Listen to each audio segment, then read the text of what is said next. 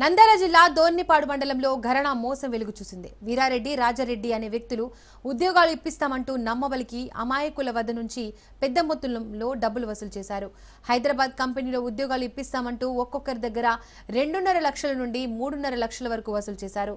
డబ్బులు వసూలు చేసిన తర్వాత మొహం చాటేయడంతో మోసపోయామని గ్రహించిన బాధితులు ఆందోళనకు దిగారు. తమ నుండి డబ్బులు వసూలు చేసిన వీరారెడ్డి, రాజారెడ్డిని తమకు అప్పగించాలని రోడ్డుపై బైఠాయించారు.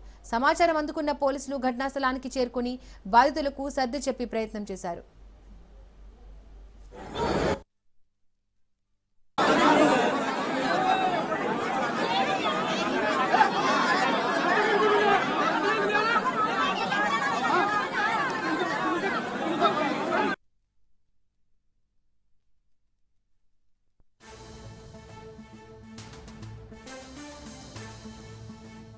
బాచిరెడ్డి వీరారెడ్డి మరియు వాళ్ళ అల్లుళ్ళైన రాజారెడ్డి మరియు సింగతల మహేష్ రెడ్డి మరియు బాచిరెడ్డి రాజారెడ్డి వాళ్ళ భార్య ప్రణతిరెడ్డి మరియు బాచిరెడ్డి శ్రీకాంత్ రెడ్డి వీళ్ళందరూ కలిసి మమ్మల్ని నమ్మించి మోసం చేసి ఒక్కొక్కరి దగ్గర నుండి 3,50,000 మరియు బాచిరెడ్డి వీరారెడ్డి అనే అతను ఒక్కొక్కరి దగ్గర నుంచి 10,000 వసూలు చేశారు.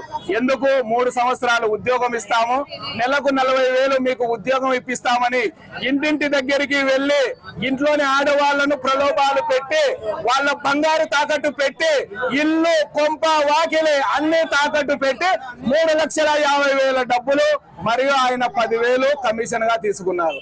గత 10 రోజుల నుండి ఆల్రెడీ ఇక్కడ ఎవరది ఎల్లనూరు దగ్గర కంప్లైంట్ ఫైల్ చేశారని అంటున్నారు.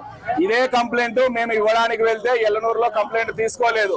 నిన్న సాయంత్రం ఇదే దొర్నిపాడు పోలీస్ స్టేషన్ లోకి వెళ్తే మేము తీసుకోము అని చెప్పారు. ఎందుకంటే ఆల్రెడీ రాజారెడ్డి మీద కేసు ఫైల్ అయింది, ఆయన పోలీస్ స్టేషన్ లో ఉన్నాడు అని పోలీసు వాళ్ళు చెబుతున్నారు.